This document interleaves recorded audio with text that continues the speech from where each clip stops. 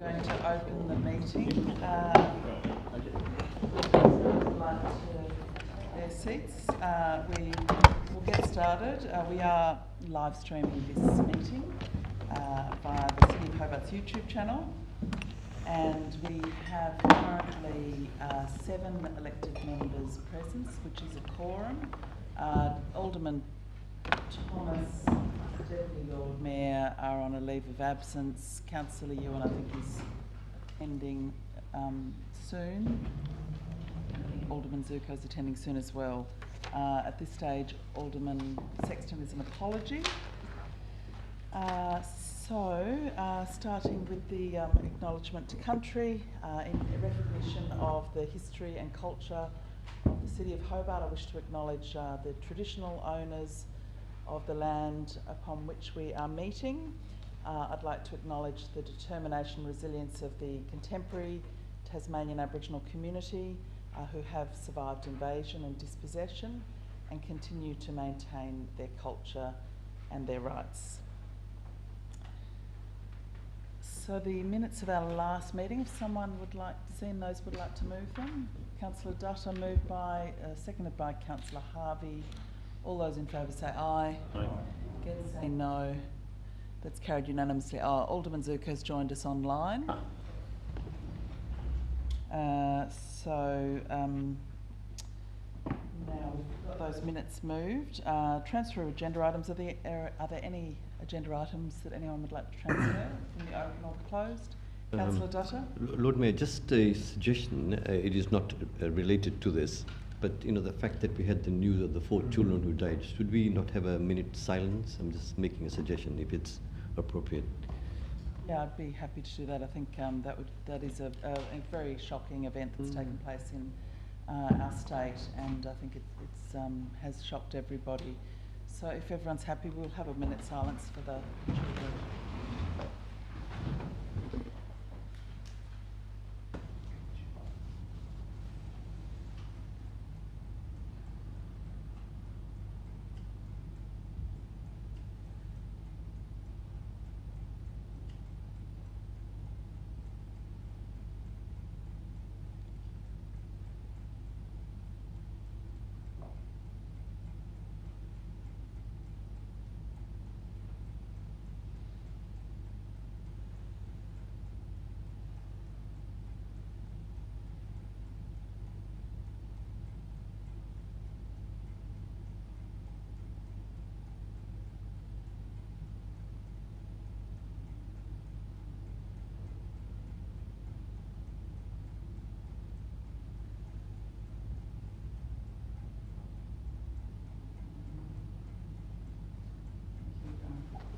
And Lord Mayor, I wonder, normally it's a terrible event that you should send a letter on behalf of the city, to the city? Yeah, absolutely. I will do that. I have made contact with Mayor Rockcliffe this afternoon, but I will do a more formal letter from the entire council. Thank you very much. Okay, no communications from me. Item 4 is notification of council workshops. On the 2nd of December, there was a strategic priorities workshop. So now item 5 is public question time. I think we have 2 people here with questions. First one, if I could invite Ms. Bloomfield to ask her questions. It's been reported that UTAS signed a 5-year lease for 96 Bathurst Street. This was converted recently to a commercial hotel known as the Pure Tea Hotel. It's operating in direct competition with local hotel and accommodation industry players, and I would like confirmation from the council, please, to confirm that UTAS will now be required to pay full commercial rates for the property, as it would be reasonable to consider that this contract has no element associated with the provision of education. Thank you. Ms. Bloomfield, did you have another question? That was it? No. Okay, thank you. So thanks, Ms. Bloomfield. I will take the question on notice, and a written response will be provided in due course. and that response will be published in an agenda, in a future council agenda, and you'll be also sent a copy. So we now have a question from Ms. Louise Elliott. Come forward. Thanks. In the Mercury on the 19th of November, the CEO stated that a new structure for the council had been released and referred to the council needing to deliver new things and more services and influence more decisions. I've tried to find out more about these changes by email and checking the council's publicly available information, but have not been successful. Can the council please make available a high-level copy of the new organisational structure and advise what services have been added or removed and what additional decisions the council is wanting to influence? Can the council also please advise what, if any, say ratepayers have had into the changes to services and new areas of influence? That's the end of the first question. I have a second, if that's okay. Sure, please proceed. When a community member recently contacted the council about the grass on council land in their street being nearly 1 metre high, they were told that the council, quote, they were told by the council, quote, there is only funding for 4 cycles of grass maintenance each financial year. Dense vegetation up to waist high is prevalent across the city. This is not only unattractive but also dangerous. Can this core business council policy please be updated so that the grass is cut as required, not only based on the calendar schedule? And lastly, can the council fund this policy change through the reallocation of existing resources from lesser priorities rather than through increasing rates and fees? Thank you. Thank you for your questions, Ms Elliott. I'll take them on notice and a written response will be provided in due course, and that response will be published in a future council agenda for the council to receive a note, and you'll be sent a copy. Thank you. Okay, petitions. Is there a petition, CEO? Thank you, Lord Mayor. We have received one petition this evening. The petition relates to a footpath on Queen's Walk, and the Doria Moore community of Newtown, sorry I pronounced that incorrectly, are calling for the council to install a new footpath on Queen's Walk from Cornelian Bay to Risdon Road. And Lord Mayor, we've received 22 signatures on that petition. Thank you. Alderman Briscoe. Can I move that petition is sent to the appropriate committee for action? Second by Alderman Barakis. All those in favour say aye. Against say no. Carried unanimously. Supplementary items, I don't think there are any. Item 8 is indications of pecuniary or conflicts of interest. Do any elected members wish to indicate an interest in any item appearing on the open council agenda? There being none, moving on now to the City Planning Committee, and I'll invite Alderman Barakis to introduce this item 9.1. Thank you, Lord Mayor. I'm presenting this with the absence of the Deputy Lord Mayor. Item 9.1 is for 20 McVilly Drive. It's a proposal which includes a new 470 square metre museum to build a house, refurbish and display heritage trams, and other associated works. There was a good discussion about this in.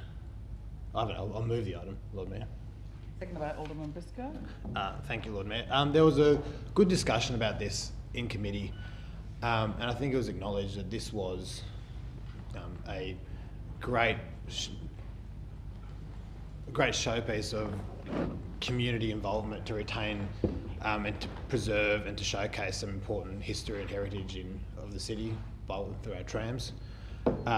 There's been a lot of work that's put into the design on this, and much of it's been volunteer work by members of the Tram Association.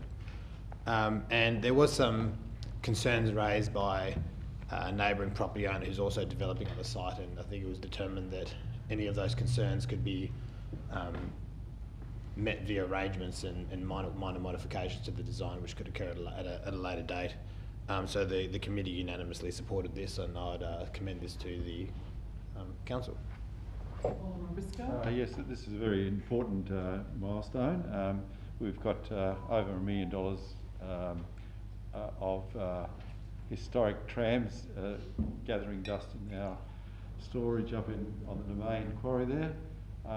That each time we've brought them out for open days, and I think the last time I saw them out was for the centenary of the town hall. They are very, very popular to look at and also go in. So by having these tram sheds in a fairly public position. They'll be available for display, and more people are using the domain, and obviously when the Macquarie Point gets underway, the bike track there will be reinstalled. And anyway, so really I'd like to thank, as the acting chairman did, the volunteers over a number of years. Perhaps I should take this off.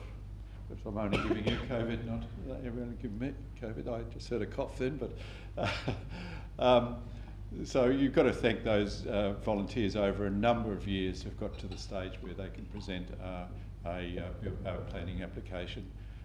Now they have to seek funds, or if the planning application gets through tonight, but well-worked application which will fit in with the tourist potential of Huon Keys alongside.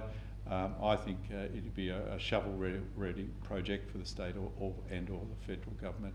And maybe even we could contribute, but that'd be something in the future, I'm sure. But well done to those tram volunteers, and the spokesperson, Mr. John Kelly, spoke to us on Monday. So well done. Any further discussion? I'll put that. All those in favour say aye. Aye. Against say no. It's carried unanimously. Item 9.2, 225 Harrington Street. Alderman Baracus. Thank you, Lord Mayor. 225 Harrington Street. It's an application for partial demolition, alterations, and a new building for residential. I'll move that, Lord Mayor. Seconded by Councillor Sherlock. Lord Mayor, this is a rather exciting one. It's for the construction of a 5-storey building which will include a mixed-use building for 50 residential units, associated dining rooms, offices and ancillary space and support services. 50 residential units will provide for crisis accommodation and short-term housing, and will include 18 transitional units, 24 crisis units and 8 transitional mental health units. The transitional units will be provided with kitchenettes, and 6 of the crisis units will include kitchenettes. The proposed building consists of 5 floors and overall maximum height of 19.73 metres above natural ground level, reducing to 14.16 metres from Harrington Street property boundary. The external buildings include face brick walls, charcoal oxide pigmented concrete wall, powder coated steel elements and pre-finished fibre cement sheeted wall. Lord Mayor, this is another one that had some really positive discussion during committee. There was a bit of talk about the design, but ultimately this is something that is going to contribute to helping address probably one of the biggest issues our council and our city in general is facing at the moment, not just through housing but through really specialised supported accommodation with wraparound supports, and this will go a long way to helping those in our local community who are at the most vulnerable at the moment. So this was once again a really positive discussion. It was unanimously endorsed by everyone in the committee, and I'd hope the same occurs tonight in council. Discussion. Councillor Dutta. Lord Mayor, I want to draw attention to the Urban Design Advisory Panel's comments, which is on page 515, attachment D of the city planning meeting. Now, there were 3 issues that they brought to our attention. And as an advisory panel, I think it is important for us to pay notice to this point that they raised. Firstly, they did mention about the height, and they stated that the height building will stand out significantly in the area. However, when the facts and arguments were presented by the staff, I was quite prepared to go along with that and accept that argument presented by them. The second point that they brought to our notice was in regards to parking, but then again, with regards to parking, I'm quite satisfied that there are good reasons as to why the parking is not met as it should, but the reasons are quite satisfactory. However, I wish to draw your attention to the statement made by the panel, and this is what they say, and I quote, "The panel was unanimously concerned about the psychology of the material colors used noting that the whole building is quite dark, which gives a sense of foreboding. Now, further down, they then say the panel felt that it was missed opportunity. However, if we were going to go, there should be a condition attached to this.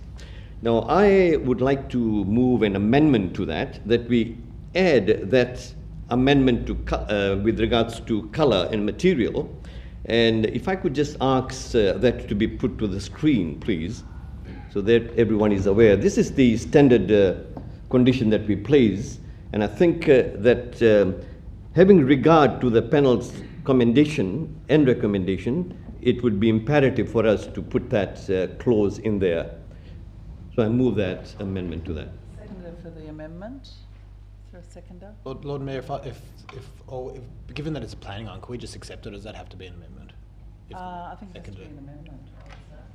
Yeah, okay. I wonder if we could, look, I have a mind to support it, but I would need officer advice on this, qualified officer advice. I'll second for the purpose of debate. Councillor Harvey. I wonder if I could ask through you to the Director. Director, Do you see any problem with such a condition? Through you, Lord Mayor, no, I think we'd like to work with the applicant on delivering on this condition, so I think it provides some flexibility for me as Director to work with the applicant. Okay, thank you.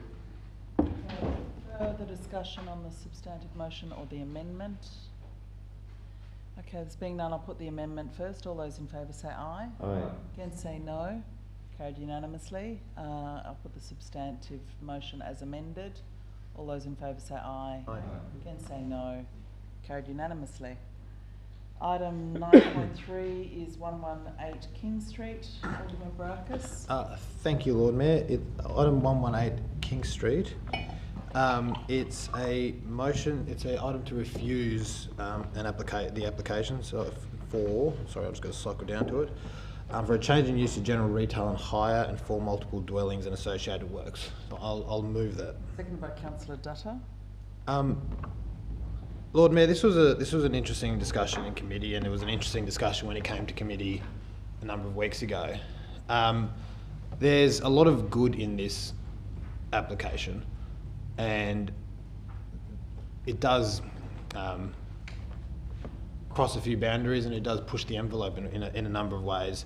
And we've had many items and many development applications where that's happened in the past, and sometimes people have been rewarded for pushing those boundaries, and sometimes they haven't. But usually when the council has raised issues or had concerns with the development application, there's usually been the willingness from the developers, if the item's deferred, or for further conversations to happen, for something to come forward that is, or for even the attempt to happen, that something comes forward that is more in line with what the community expects.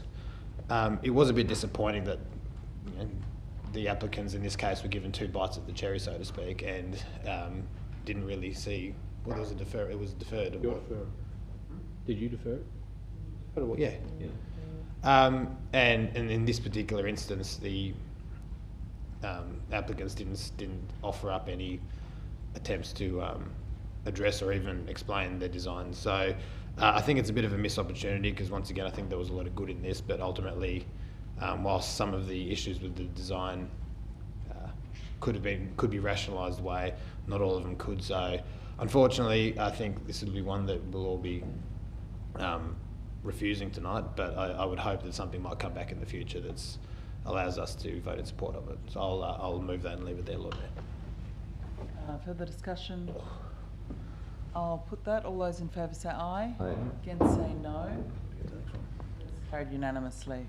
Item 9.4, Campbell Street. Thank you, Lord Mayor. Item 91 Campbell Street. It's for partial demolition, alteration, extension and new buildings for residential, educational and occasional care and food services. I'll move that, Lord Mayor. Seconded by Alderman Briscoe. Lord Mayor, this is another one that's quite exciting, similar to a previous item. It's a new building located on top of a car park area associated with an existing residential use.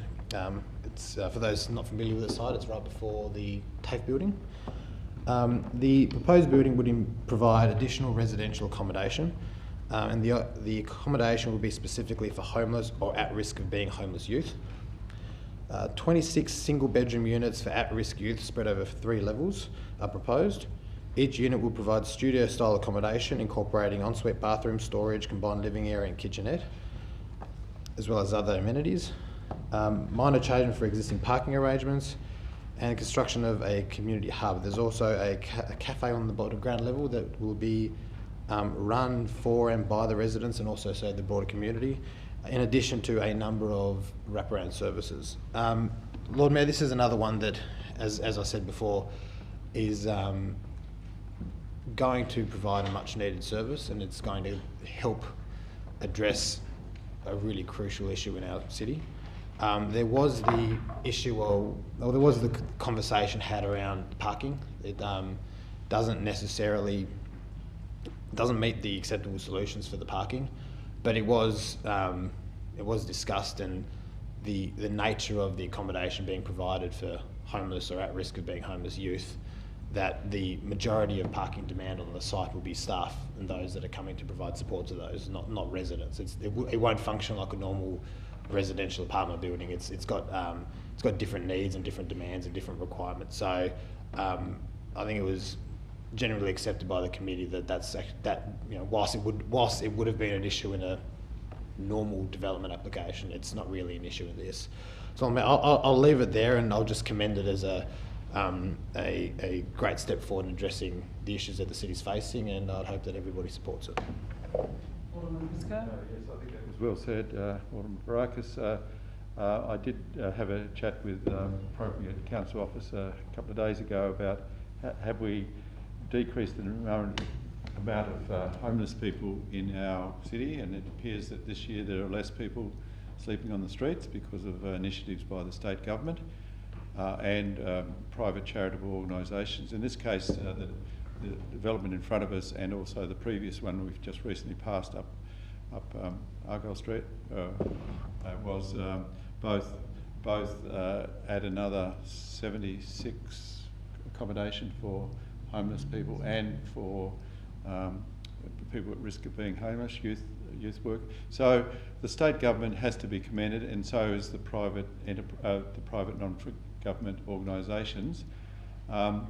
We haven't got a great role, but I think credit's where credit's due, that the state government and other organisations have stepped up where they should be, not where we haven't provided any housing. But these other, the state government and other agencies have, or other non-for-governments have.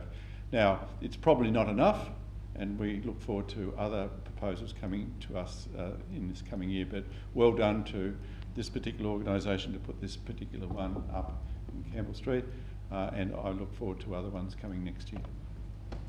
Any further discussion? Councillor Harvey. Yeah, just quickly, Lord Mayor, I'm also very pleased about the 2 developments, and this one especially for younger folk. I'm also impressed by some of the design elements. I think the cafe is a very good element, but also the open spaces that are available on each of the floor is really well designed and well thought through. So I think this is a really positive contribution to housing in the city of Hobart. Sum up? No. Okay, I'll put that. All those in favour say aye. Aye. Against say no. Carried unanimously. Item 10, Alderman Barakis. I'll move that, Lord Mayor. Receive and note, seconded by Councillor Sherlock. All those, oh sorry, any discussion? No discussion, I'll put that. All those in favour say aye. Aye. Against say no. Carried unanimously. Item 11. I'll move that one as well, Lord Mayor. Receive and note, seconded by Councillor Sherlock. Any discussion? No discussion, I'll put that. All those in favour say aye. Aye. Against say no. Carried unanimously. Item 12 is the City Infrastructure Committee. Councillor Harvey. Yep, thanks, Lord Mayor. This is a response to a petition. I'll move the item. Seconded by Councillor Sherlock. Lord Mayor, on the 11th of October 2021, Council received a petition requesting the city replace the bus shelter and bench seat at bus stop 11 on Sandy Bay Road. City of Hobart did not remove the bus shelter and is not responsible for installing suburban bus shelters. However, we do recognise that shelters help make public transport a more amenable and attractive option. Therefore, council officers have been in consultation with several stakeholders, including the federal group, Department of State Growth, Metro Tas, to find an appropriate solution to replace the bus shelter. So the recommendation is the city continue to work with other agencies to try and achieve a sustainable long-term solution for bus stop 11 on Sandy Bay Road, that elected members be kept informed of the matter via advice memorandums, and the Lord Mayor write to Federal seeking support for a contribution to a replacement bus shelter in relation to bus stop 11, and the petitioners be advised of the council's decision. We also had a deputation on the night from the lead petitioner, and they were very pleased with the efforts that council had made to try and resolve this issue, and it looks like there could be a resolution involving all the parties at some point. So I really commend the council officers for, we didn't have any obligation to do this. However, out of goodwill, the council did work with the petitioner, the lead petitioner, and with these other bodies to try and find a solution to replace that particular bus stop. Any discussion? No further discussion. I'll put that. All those in favour say aye. Aye. Against say no. Carried unanimously. Item 13, Councillor Harvey. Yes, Lord Mayor. This one relates to the micro mobility trial and amendments to the Traffic Act 1925. I'll move the item. Second by Alderman Brackus. I'm sure we're all aware, Lord Mayor, that there was recent state government legislative changes to the Traffic Act 1925 and Tasmanian road rules regarding one of the personal mobility devices that the city is about to start trialling. And this covers off some legal and safety issues with the micro mobility trial, with assets and services to be provided by two different vendors. The 12-month trial will benefit the community by providing low emission transport options and valuable road use data. And I think this is really important.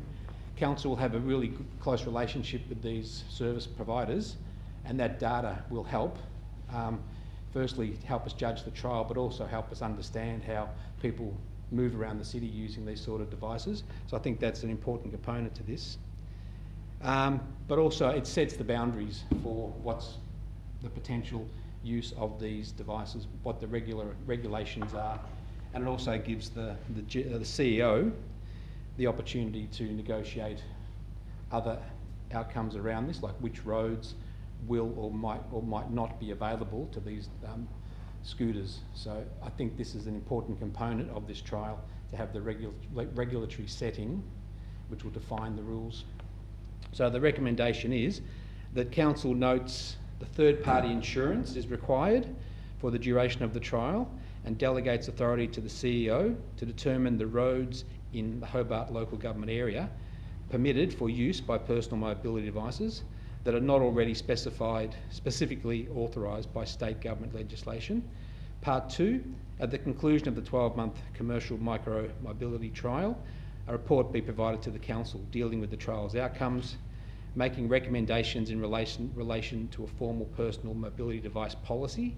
Part 3, identify where personal mobility devices should and should not be permitted to operate on roads under the care and control of the City of Hobart.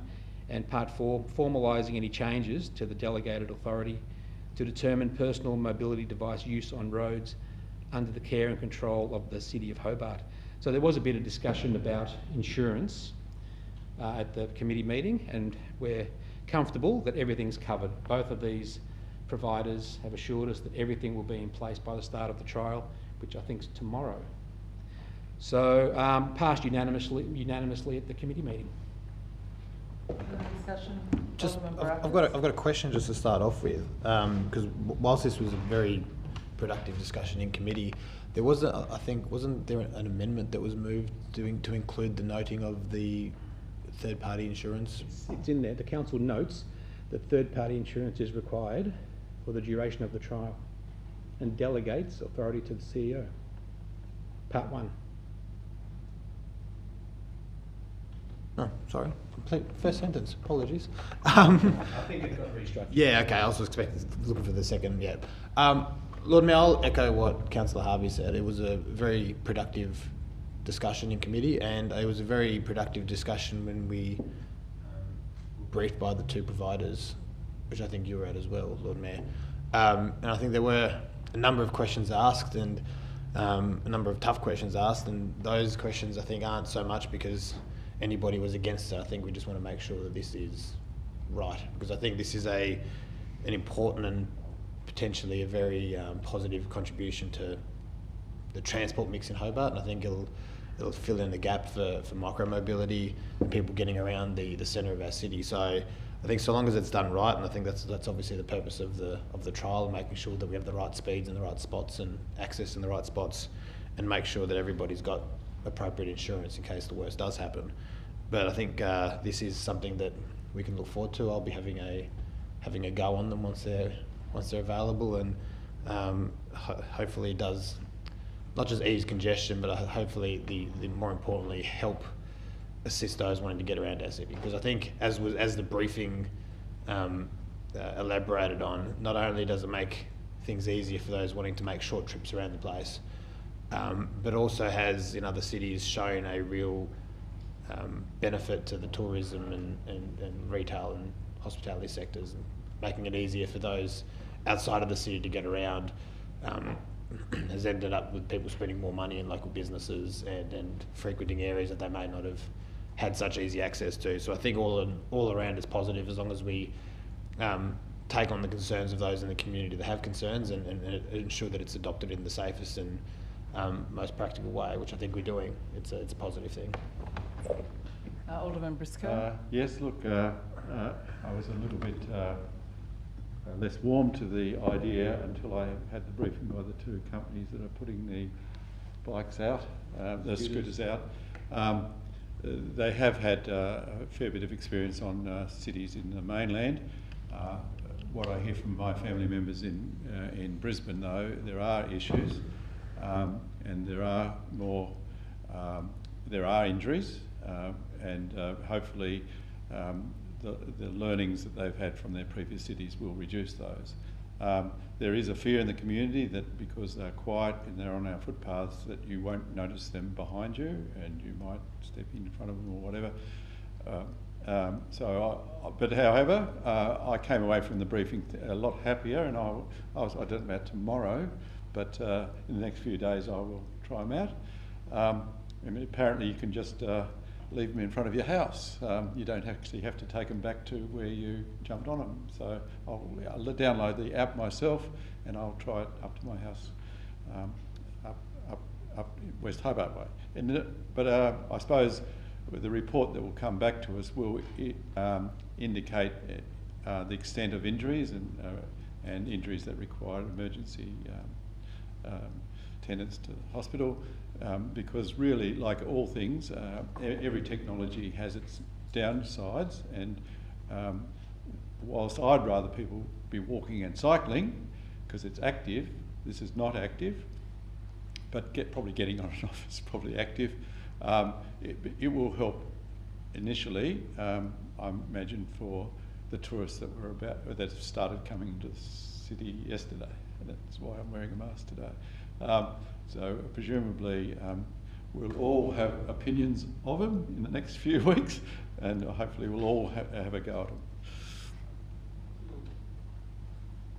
No further discussion. Any summing up, Councillor Harvey? Look, just briefly, I know there will be conversations around the safety of scooters, and people will be looking for statistics on incidents and things. But if we change the word scooter for bicycle, imagine if we just invented the bicycle and we were trying to introduce that into Hobart. You'd get the same sort of reaction. Any new thing is always a bit, people are a bit uncertain about. So I'm pretty sure that over time, if this trial is successful and these two vendors continue to have scooters in Hobart, I think it'll become part of the mix of how people get around. And I'm hoping that a lot of people take the opportunity to test ride scooters at an appropriate location and speed, and take their time and put it on beginner, when they go out first.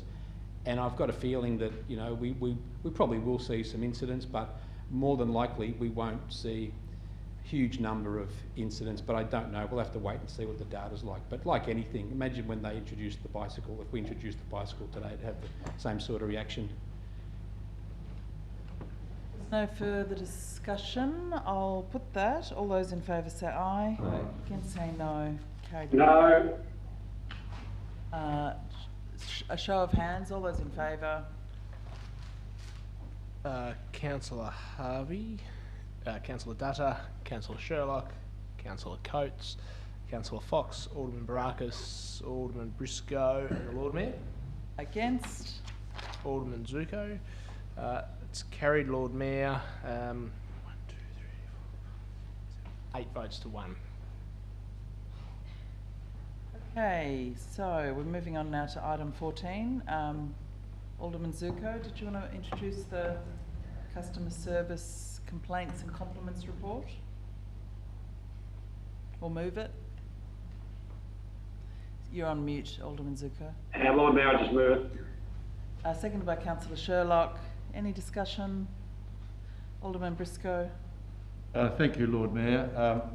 I seem to recall then Mr. Dutta and myself did a report about when we were doing our law degree as part of some course, and we looked at the complaint system of the Hobart City Council.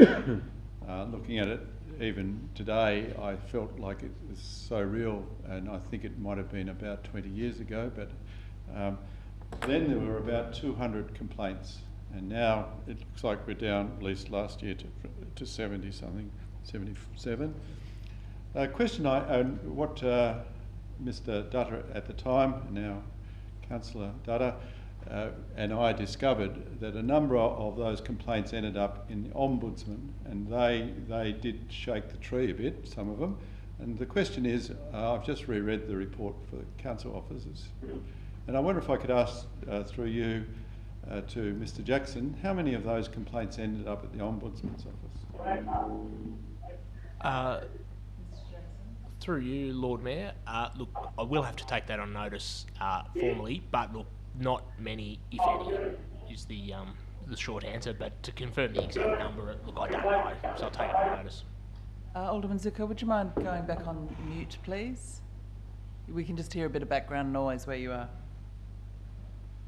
Yeah, I think in future, and it's far from me to say, but I think that sort of information should be on a report, you know, because that indicate, and what I use the word learnings twice today, but what things that we discovered that we had to do better because it went to the Ombudsman. So in future reports, thank you. Any further discussion, Councillor Coates? Look, thank you, Lord Mayor, and obviously Alderman Zicker wasn't there for finance governance when we discussed this item, but look, the good, bad and the ugly just very quickly. The good news is we were well down on the previous year, so that's a big tick. The bad is we still had 77, so there's obviously learnings from that. We did have a question asked when we were investigating this report, is it a few people generating a lot of complaints, or is it generally, you know, one person, one complaint, and the answer was it was mostly one person, one complaint. But just the ugly, 4.8 if you want to go read it, but it talks about parking.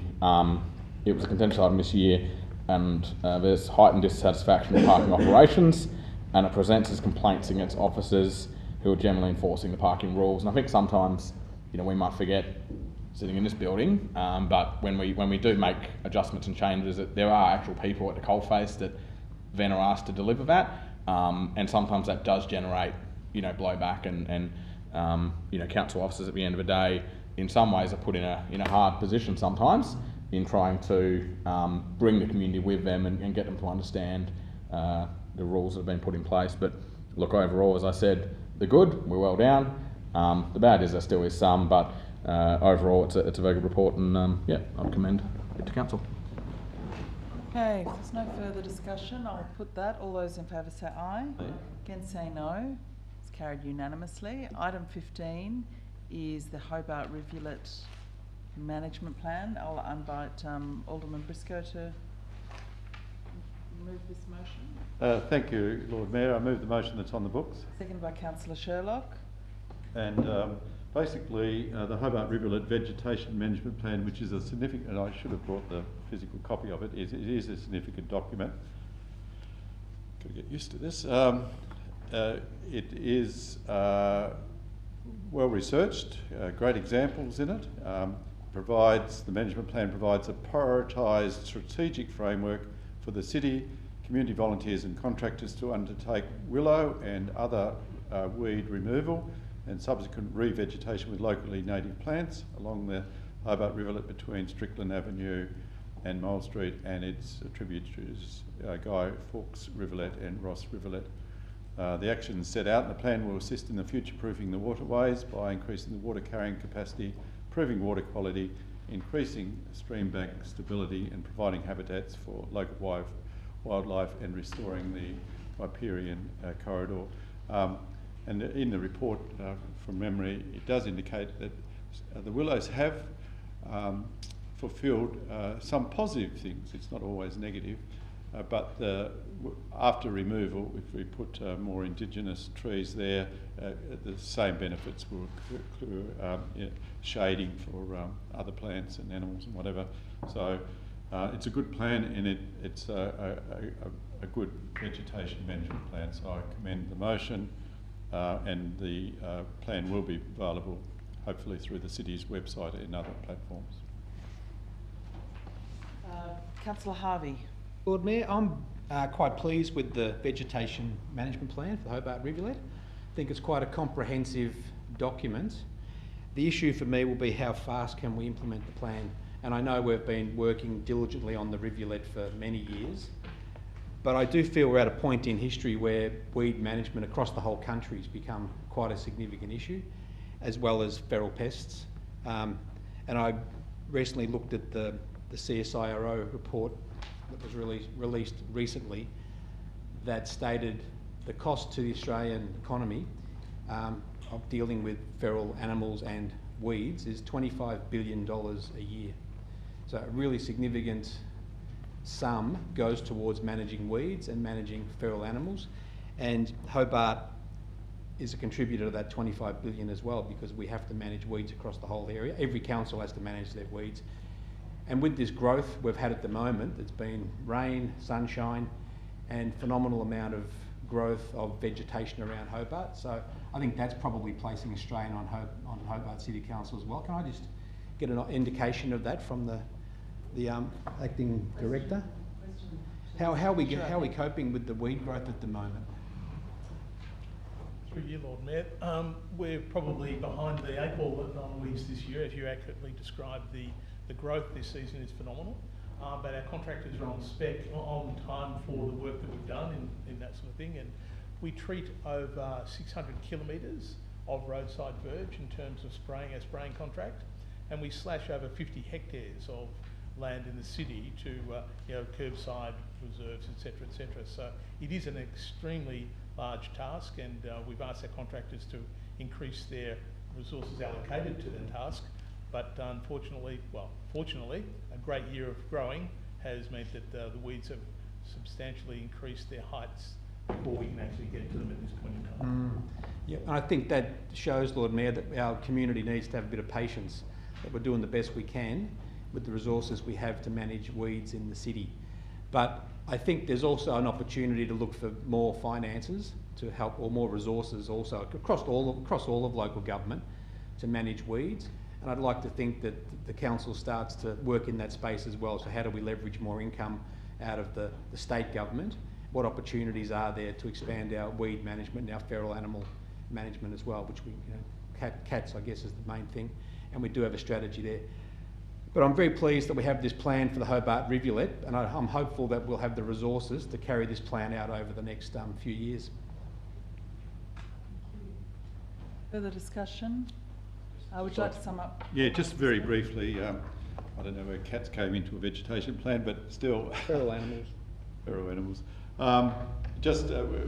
We have to note that the incredible work done by our volunteers, our bush care volunteers, if we didn't have those bush care volunteers, those dedicated people, some work on their own and some work in groups, we would have a situation that we would have to seek significantly more funds, or from our ratepayers, or wherever we could get to them.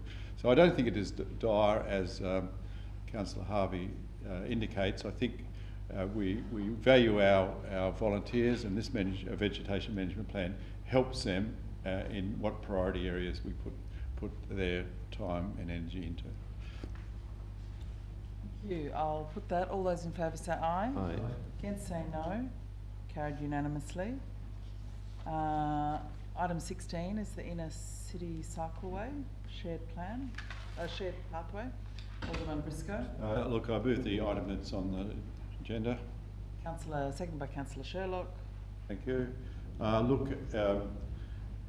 At the Finance Governance meeting on Tuesday, 16th of October 2021, the committee resolved to defer Part C of the original recommendation in respect to item 6, a financial report of the 30th September in regards to requests for additional capital budget in the amount of $100,000 or $100,000 for the Regatta Grounds pathway, which is a pathway under the Bridge of Remembrance, and requested further report in relation to this matter. However, it's been identified, now that the construction of the Bridge of Remembrance is complete, that access needs to be restored underneath the bridge from the northern lawns to the southern lawns to assist in the facilitation of installations, and importantly for parking in respect to the use of the regatta ground for events such as the Hobart Regatta, who in the past have utilised all available areas of the site. Investigations have been undertaken in respect to funding the project, and it has been identified that $100,000 is available within the Queen's Domain Facility Upgrades Fund to undertake these works. So due to the necessary design and grade of the Bridge of Remembrance, this has prevented the use of the existing pathways, and a new design has been required. So it's essentially a recommendation to the Council Committee for those additional $100,000 for important works. Any further discussion?